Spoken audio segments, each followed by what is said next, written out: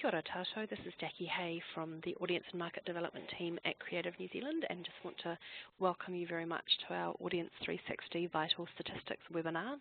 For those of you who have not joined us on a webinar before and would like to know how it works, what we'll be doing is we are delighted to have Stuart Nicolle, who's the Managing Director of Purple 7 UK. He'll be talking us through vital statistics and giving us some top tips for about 30 to 40 minutes, and then at the end we'll have in-depth Q&A, so you can ask those burning questions that you have about vital statistics. But in the meantime, Stuart is also happy to take questions as we go.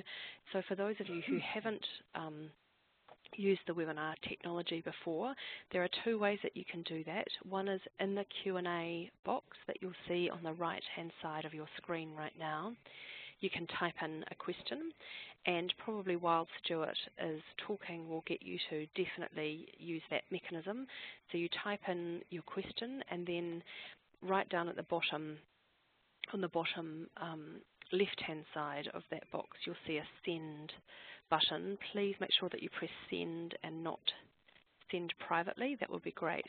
And also it would be really good, please don't use the chat for your questions. That's just for kind of messages, but make sure that your questions are in the Q&A.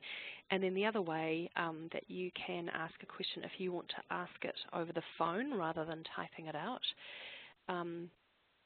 if you go to sort of the top of the middle panel on your participants panel, there's a little hand, and if you click on that, you can raise your hand. I've just clicked on it, and then you can actually ask a question directly to Stuart or I. Anyway, thank you very much for joining us. We know you're all very busy, and I will now hand over to Stuart, who is going to talk us through vital statistics. Thanks so much, Stuart, for joining us. Good morning. I hope you can hear me okay. What I'm going to do is just share my my desktop. Hopefully you can see this. Bear with me a moment. There we go. So hopefully you can see my desktop now. And what I'm going to do is I'm going to talk you through a little bit about the changes that have been happening recently at Purple 7, and then I'm going to talk you through the application. Recently, the Advice project came to an end in Australia, and we had set up a company with a separate company called Purple 7 Australia, and Jeremy and Damien were there to manage that company. At the end of that project, the Postal Sectors Australia company came to a close, so we are taking back over all of the licenses that.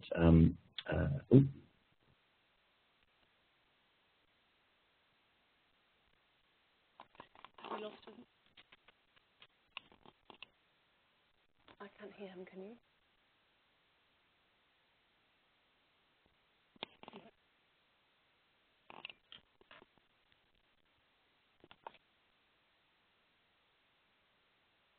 Some of you haven't logged in at all, so I'm going to talk you through going into the application.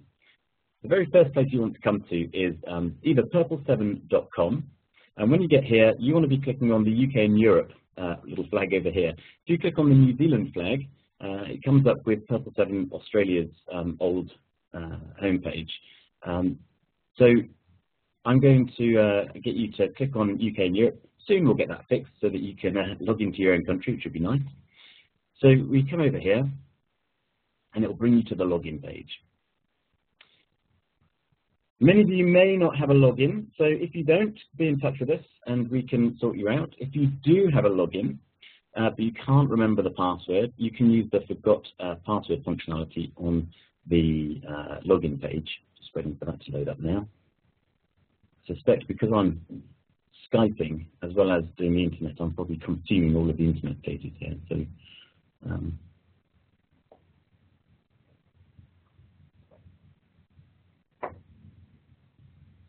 let's have a little think about it. Encourage it along again. There we go. So when you get to the to our homepage here, you come to the login page over here, and you want to be clicking on VS Venue. I'll just click on that. It should open up another window, as it has done here. For all of you Mac fiends out there, you'll be pleased to know that Vital Statistics does work on Macs and in Safari, and you can also use Chrome and you can use Firefox. I'm just going to type my login details here, and you can probably hear me typing away. I'm going to tick remember my username, and what that'll do is just remember, populate that next time I come back to the login page. There's a thing here about cookies and how we handle your cookies, just so that we're complying with the latest round of red tape that we've got to jump through. When you log in, you will be asked to log into either, if you've got more than one account, you'll get to choose which account you can log into. If you've only got one account, you'll log straight in. When you get to the home page, as you can see here, I'm in the Training Rachel account. Don't tell her, please. Her test account, and I'm breaking it for her. When you get here, you will be presented with a list of all of your unmatured events. My training account doesn't have any unmatured events, so I'm just going to search for any event with the word letter A in it. Down here, you'll have all of your unmatured events, and you get to see start, end date, number of tickets, the revenue, capacity achieved, total number of performances, if there's any mailings against that event, and the location that it took place in. Before we go any further, I'm just going to show you how you can do a little bit of administration. You can come over to the Help menu and click on the configuration option down here. That'll open up a new page, and you've got a whole raft of options over here. The key one is My Details. Clicking on that will give you all of your details, your username, and job details and things like that. And it also gives you your login history. And that's just a nice little check to make sure that nobody's walked off with your password and is merrily logging into your account. One of the things that we do insist on is that everybody has their own username. We do this because just security with the data, you can get into consumer data in here, and actually managing when people leave an organization or or whatever, then it gets a bit difficult for us to do. We can't take responsibility for that. But if you make sure that everybody has got their own username, we will allow that. You can just contact us and we can issue out usernames at your command. So here's my details here. I can change my password. If I've been given a temporary password, that often happens when we set you up a new account. You'll receive a temporary password.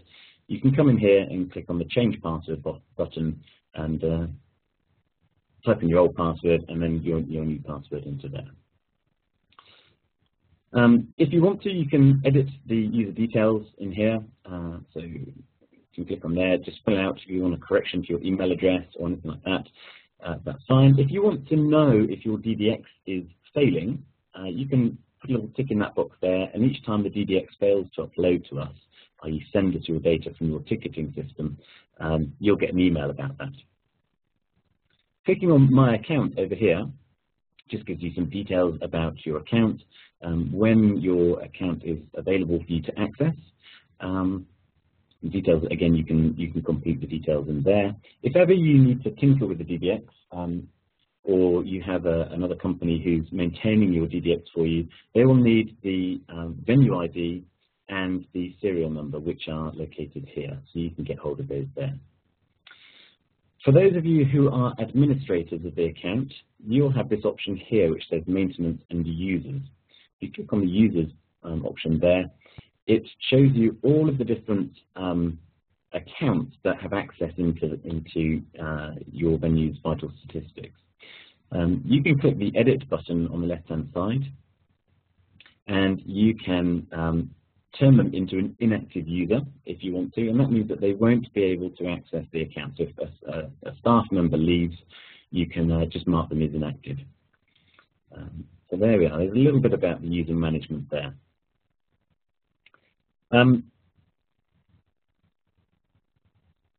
Right, the next thing I want to show you is just looking at some of the basic functionality which is in your account, the first thing you can do is search for a customer. So on the Tools menu, search for a customer, and I'll click on that, and I'm going to type in the customer number. Now, the customer number is either what is the same customer number in your ticketing system,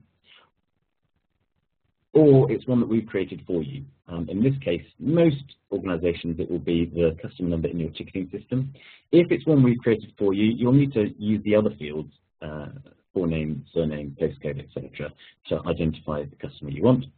And here we have Lisa Nicole, so I'm going to click on her name there, and this takes me into her account history. I can see she's got a mobile number, she's got an email address, I can see her details on here. I can see that she hasn't attended now for 78 months, but the largest group that she purchased was 514 tickets, but she's only been once, therefore her total ticket is 514 tickets. And look, she got all of them for free. Lucky thing. Scrolling down the page a little bit, you can see her data protection status. So she's not responded to 2 of the data protection questions, but she has responded positively to receiving the e-brochure and receiving the brochure. Scrolling down a bit further, we can see her full ticketing history. Here we are. She came in February 2006. She came with 513 other people to Moishi's Bagel, and that was in March at the concert hall. If you have members, you can see their membership history down here, and there's some other related things, demographic info, mailing history at the bottom, which aren't available in your account as they stand at the moment. So that's the customer details. You can also look at the event details. So let's have a look at Moishi's Bagel, which is the event that Lisa went to.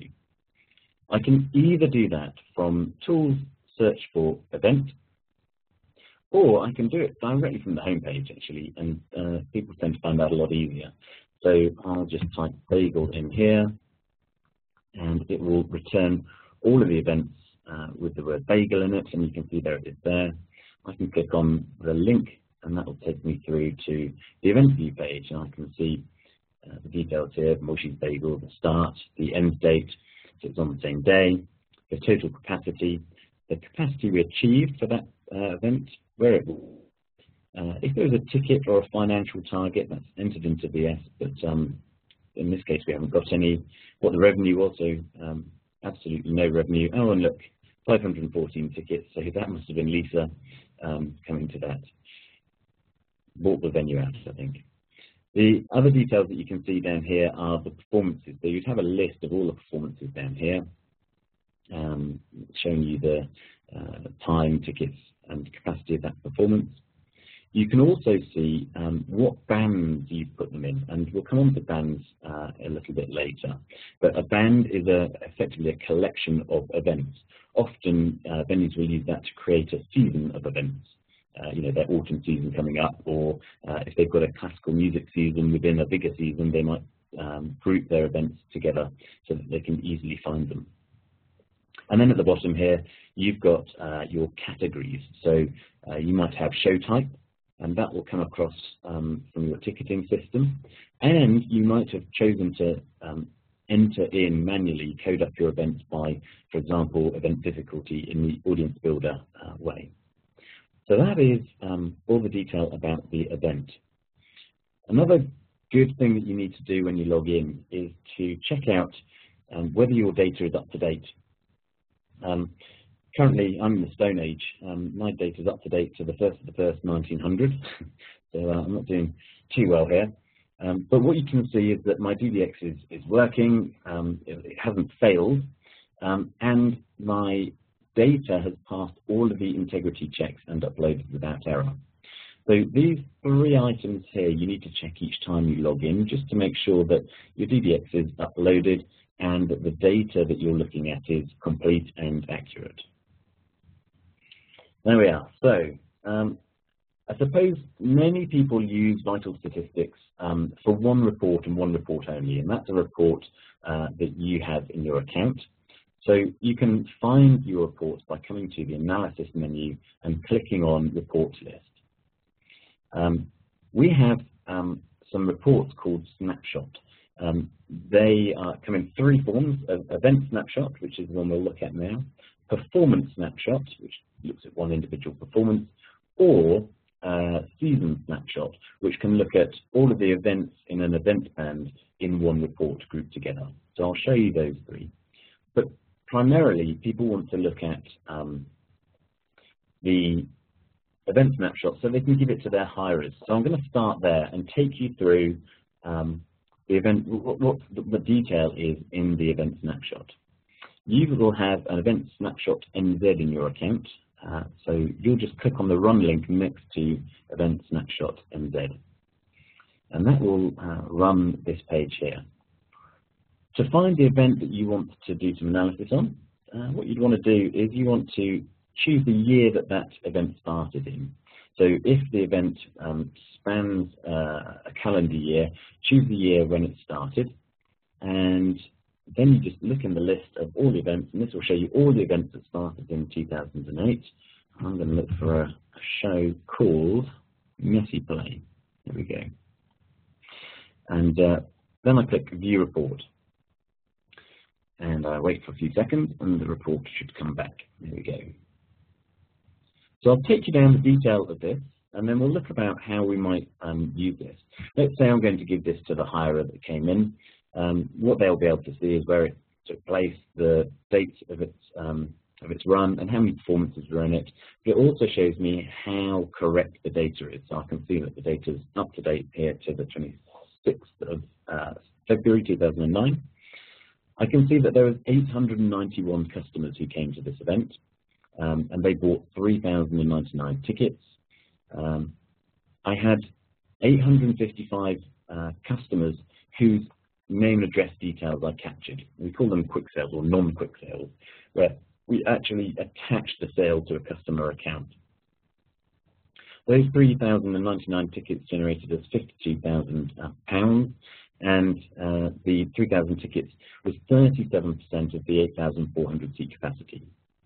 The average group size was 3.5 tickets per booker, and this is an important thing here. Is if a customer has made 2 bookings to the same performance, but those bookings were on different days, we would group that together and recognize that as a full group. So if I bought 2 tickets to Messy Play on Monday, and then another 2 tickets on the Tuesday for the same performance, my group size would be 4. My customer yield is nearly £60, so that's the average price each customer paid per performance. And my ticket yield, the average ticket price, is £17.08. Down here, I've got my capacity achieved by weeks out, so you can see that I started sales. My first ticket was bought 22 weeks before the performance. So that's not when the event went on sale, it's the date when the first ticket was actually bought. And you can see how my capacity achieved has grown, and especially in the last 2 weeks, it kind of goes from 24% to 37%. If I wanted to, we'll come back to this later, I could compare this kind of trajectory, if you like, to another event. Maybe it's a similar event, just to see how it compares.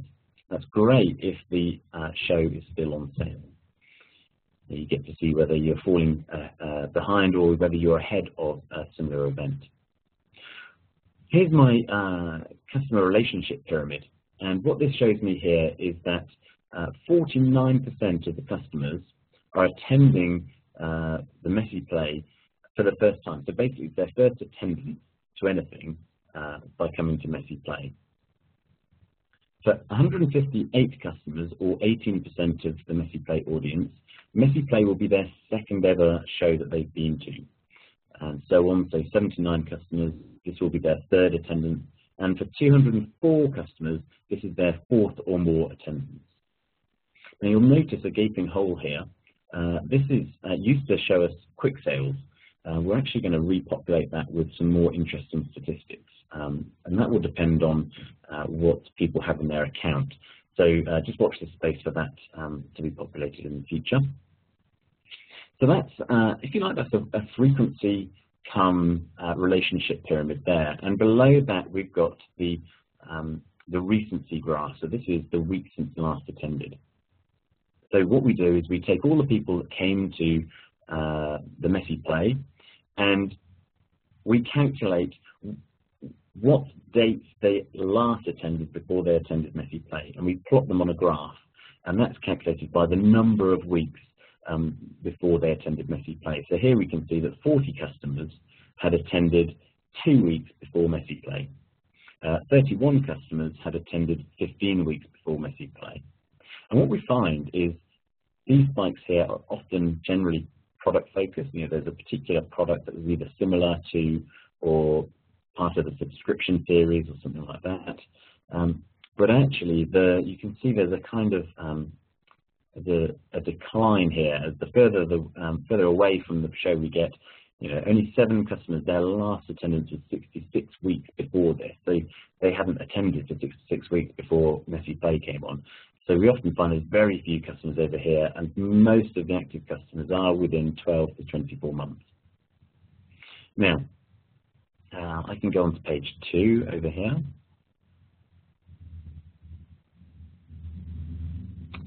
And what this shows us here is the top 10 previous events that Messy Play attenders went to, and the top 10 events in the future that they've either booked for or actually attended. So here I can see that Stush Club, whatever that is, has the highest number of crossover between Messy Play with 71 bookers. But what we can see is that those 71 bookers form 2% of the Stush Club audience. We can see here that these 62 customers here actually generate 4% of Jack and the Beanstalk. So while there are fewer bookers, it forms a greater percentage of the Jack and the Beanstalk audience. And this is a really good way of identifying levels of crossover. If you've got an event that is on sale and you want to find out which other events are the best for you to target, you want the one with the highest percentage, because it means if you target everybody in that event, you're going to get a higher response rate. So here we can see that Lewisham Concert Band is 47 customers. That's 6% of the entire audience, of the Lewisham audience. And the same goes for top 10 future events. We can see that we've got the Royal Ballet of Flanders, that's 73 bookers of 8%, and actually this goes down quite nicely, Roger McGough, 7%, etc. You can click here to view all of the events in the past or in the future, not just the top 10, so that will give you a bit of an insight into what productions people are attending who also came to Messy Play. You've got here group size analysis, so you can see the blue bar here is the percentage of bookers, and the kind of orangey colour here is the percentage of revenue. So we can see that 7% of our bookers came in groups of 1, and they generated less than 1% of the total income. 44% of our customers came in groups of 2, and they generated 30% or 29% of the revenue, and so on and so forth, down to these 3% of bookers over here who came in groups of 10, generating 15% of the income. This table over here correlates exactly to this graph, so that 3% of bookers there equals 25 in real numbers, and they generated £7,878. I can click on the 10 plus number here, and it will take me down to view a list of the customers who are those group bookers. In fact, wherever my hand turns into, or my cursor turns into a hand, that means you can drill down and see the customers that underlie that particular item. So here, I could click on Jack Petchey Foundation, and that would give me the 20 customers who had attended Jack Petchey and the Messy Play that we're looking at now. Scrolling on down a bit further, we can see here that all the discount codes that have been used for this. So we've got the total number of bookers, we've got the total tickets, and we've got the percentage of those tickets that were sold. So 40% of all the tickets were sold at full price, and that was 1,254 of them. Further down, the next highest is 26% of the customers bought the under 16 tickets, that was 814 of them, and so on. Very soon you'll be able to click on tickets, and it will order the tickets or order the table by the tickets, number of tickets. Same with paid. You get to see how much was actually paid. So £27,000 is generated by the full discount code, and that was 53% of the revenue. But you can also see over here that what the full price of the tickets were. So before any discounts were applied, here's what the full price was. And in our demo database, we've just discounted everything by 14%. But obviously, if you had comps, that would discount it by 100%. If it was full price, generally, it would be discounted by 0%. And you've got the totals at the bottom. If you use price bands within your organization, so you group seats together within a particular zone that has a different price than the rest of the house, so it might be your stalls, or it might be your balcony, or it might be just your left stalls or right stalls, whatever you've got, then you can see another table before the sales channel table, which would show you your price bands and all of the information. So it would show you bookers, tickets, how much they paid, what the full value was, and what the discount was. And finally, in that group of analyses, you've got the sales channel. So how people bought their ticket, how many bought over the internet, how many people bought over the counter, on the phone, etc. For the same columns. And then finally, down here, you've got your what we call postal sectors. It'll be postcodes for you guys. So it will list all of your postcodes down here with the postcode with the most customers in it at the top, and it's ordered like that. And in the newest release, you'll be able to see the full postcode breakdown if you want to.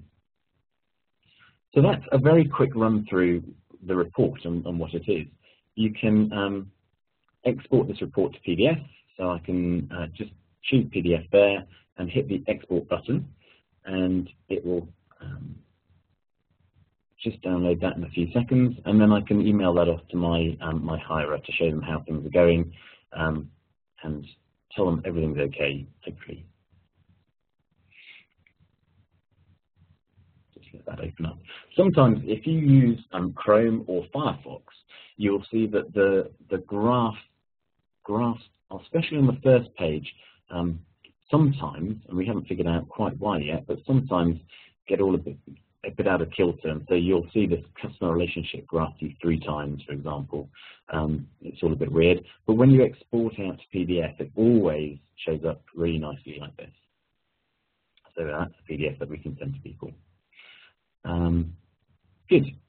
So that's keeping our hirers at bay, I suppose. The next thing we might want to do is to consider. Oh, you couldn't see the PDF. Oh, I'm sorry about that. Trust me, there was a PDF there, and it was beautiful. All right. The next thing I guess we want to do is if we are doing the marketing or undertaking the marketing for one of our own events. We've got a show coming up for sale, and we've got to figure out what we're going to do about it.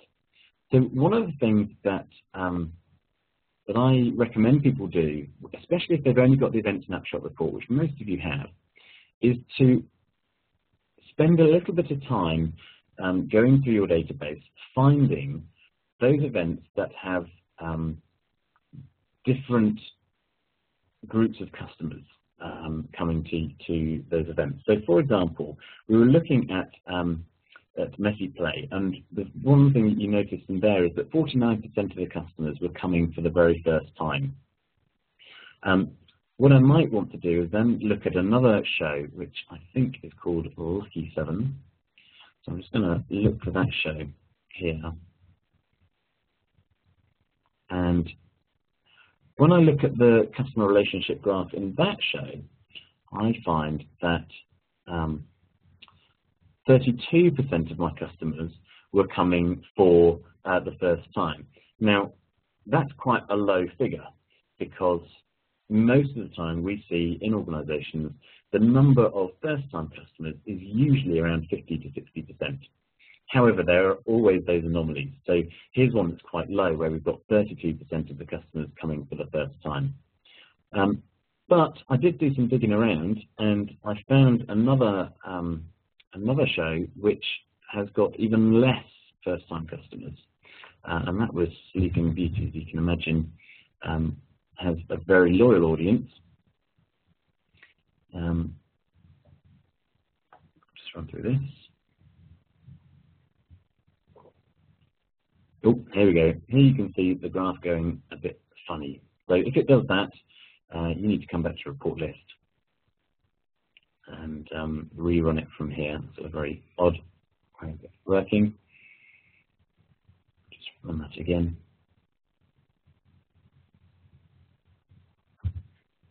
Oh, there we go.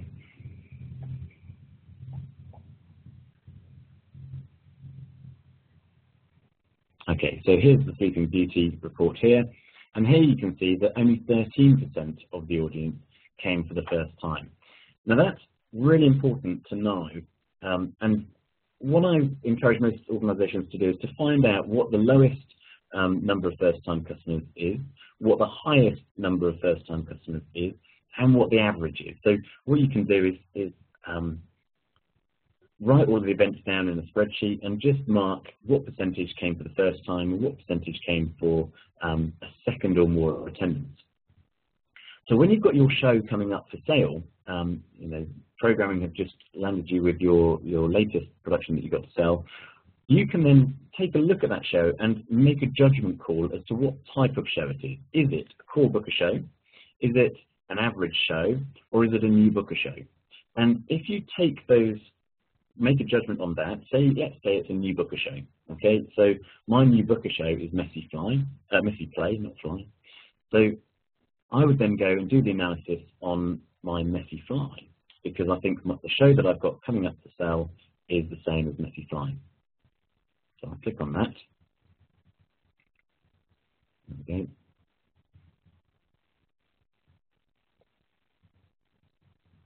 And I might even want to look at some other shows that are similar.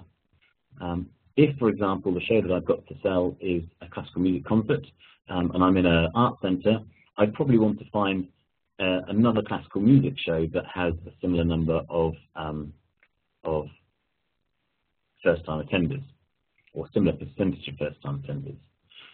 We know generally, and it depends on how you run your organisation, but we know that generally your existing bookers tend to book earlier, and generally they tend to book earlier because you tell them about stuff before you tell your non-customers, if you like, people who you have to get reach by above-the-line marketing and radio and things like that. So what we can see here is a kind of sales trajectory for Messy Play, which we can then apply to, if I've chosen the right show, we can apply to the show that I've got coming up on sale. And I can say, well, look, we're 22 weeks out, we should start selling the tickets for this new show now, and you know, we could aim to achieve about 37% capacity. But this is the sort of curve that we're looking at.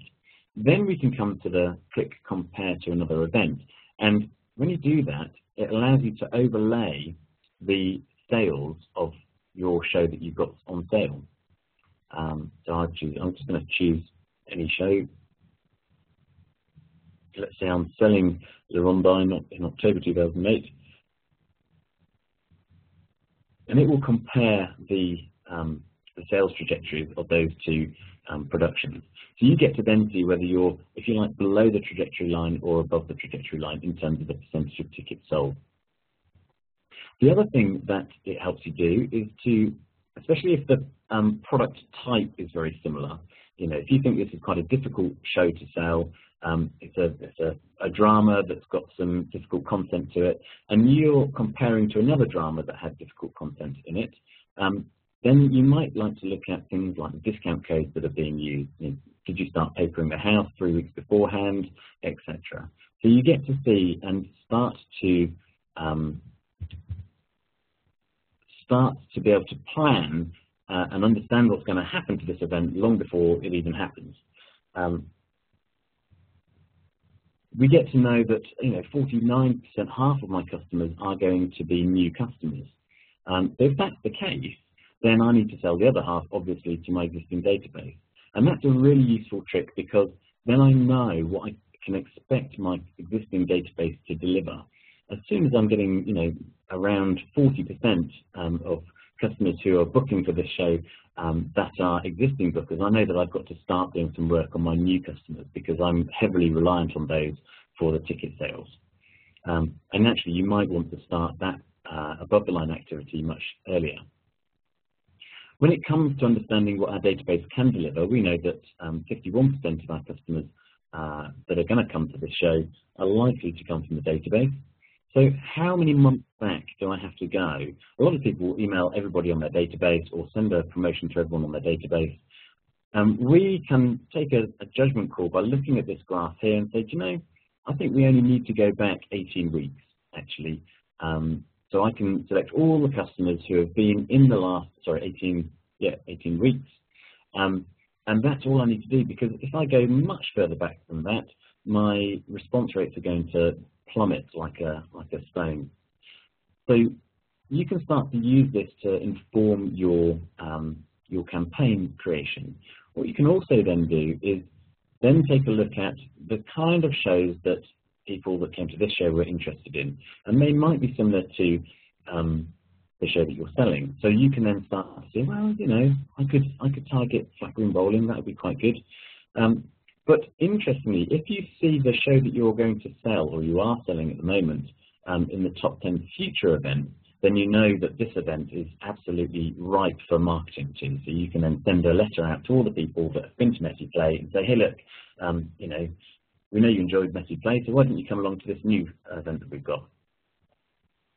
The kind of group size analysis is interesting because it enables you to start to figure out how many customers you really are going to have to get. If we have here 25 group bookers, if you really don't think that you're going to get group bookers, you're going to have to get more bookers up here comparatively to get the same amount of revenue.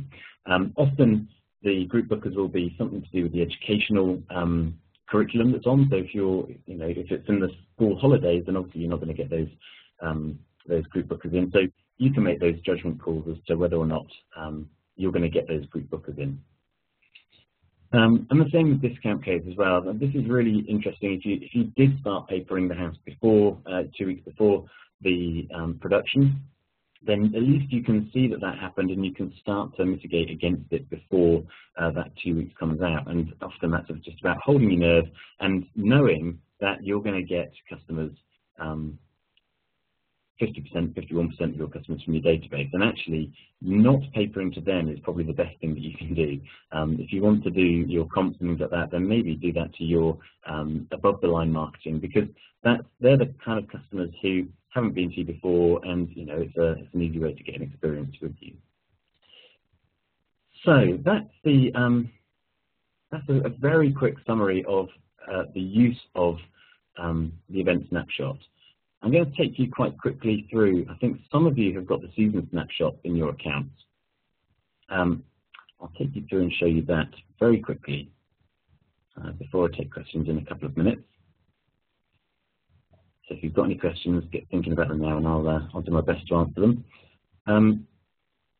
In the report list, you'll see that there's either a report called Event Snapshot, Event Band, or it's called Snapshot Seasons, which I need to find in here. That's not in here. I'll find it. Season Snapshot. Just bear with me one moment, and I'll just do that. Okay.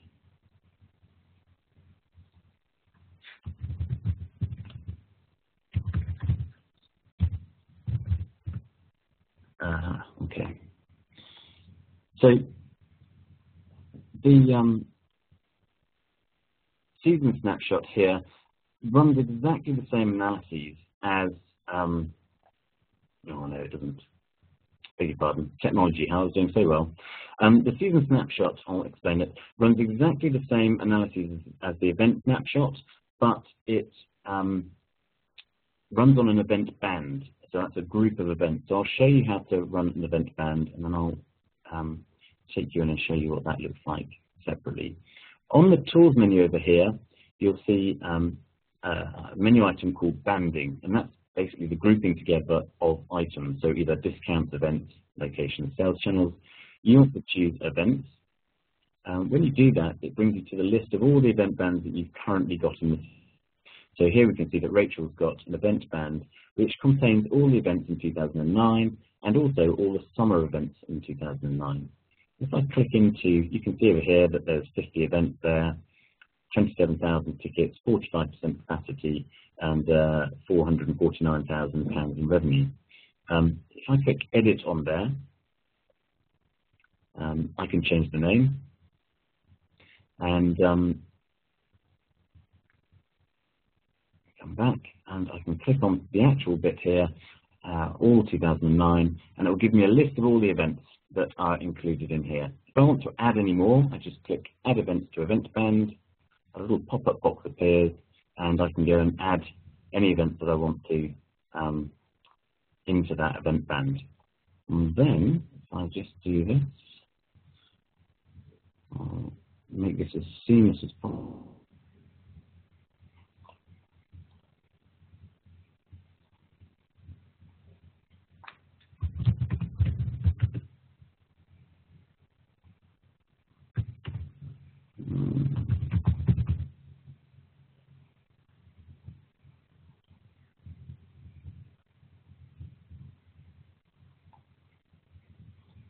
Okay, I'm just going into an account that I know has got the event band snapshot in it.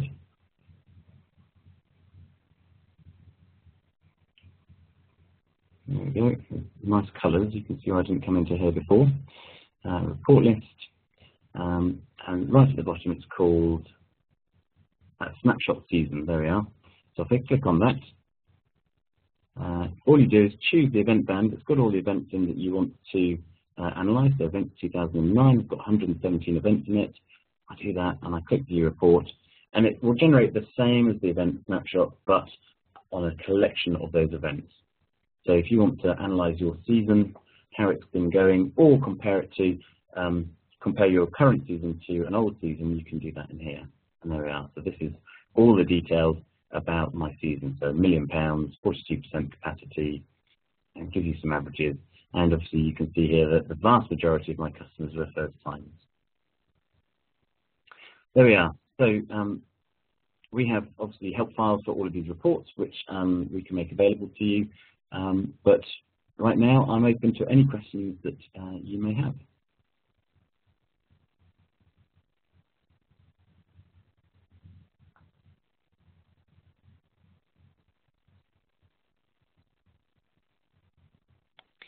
So if anyone has any questions for Stuart, feel free to ask your questions now. You just need to click on the hand to raise your hand, or you can type in some questions if you'd rather do it that way. But it'd be great if you could make the most of the chance of being able to ask Stuart over the phone. Does anyone have any questions?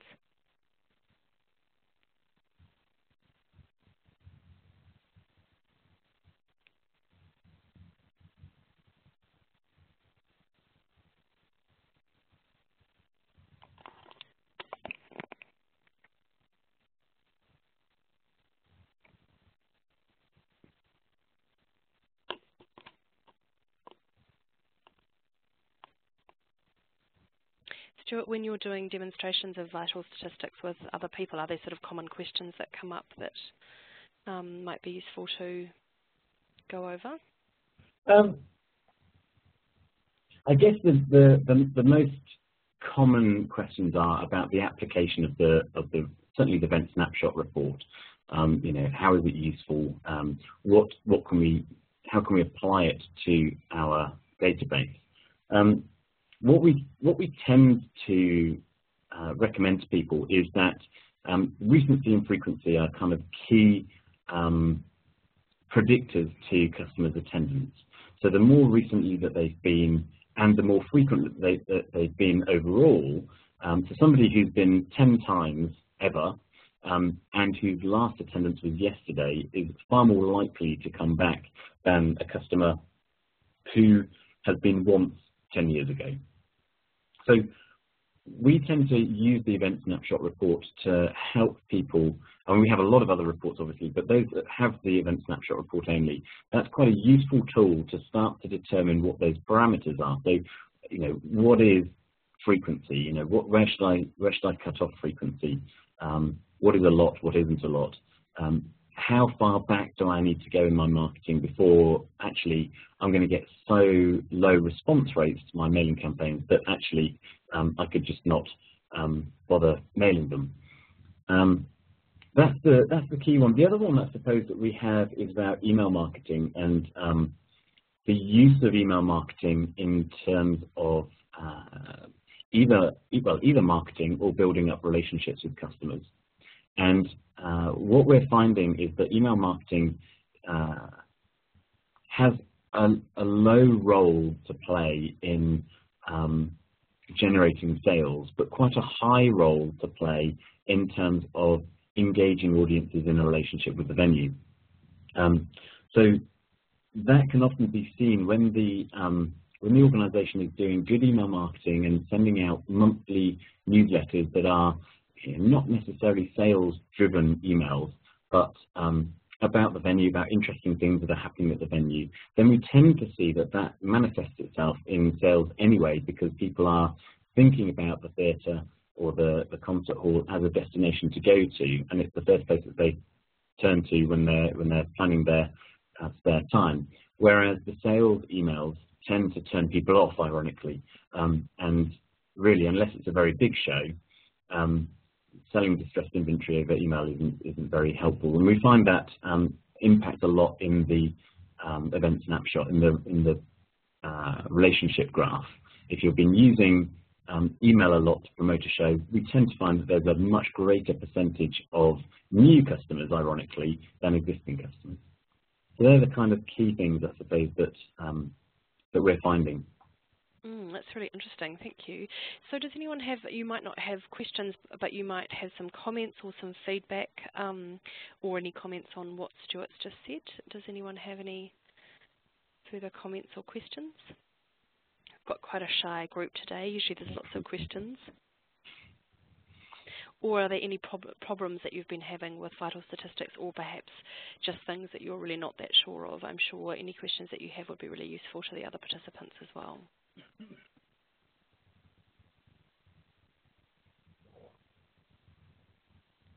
Dead silence. I'm just going to wait another minute or so, because sometimes people are typing questions and it takes a little while to come through. But yes, it'd be great if you had any questions.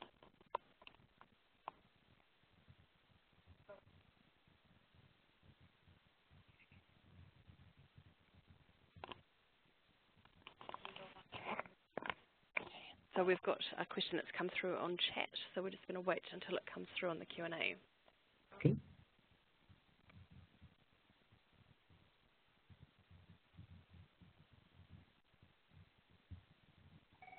Oh, in fact, it's a comment, which has just come through from Amanda. That's really lovely. Thank you, Amanda, for your feedback. No, that's great. Thanks, Amanda. I hope it was useful.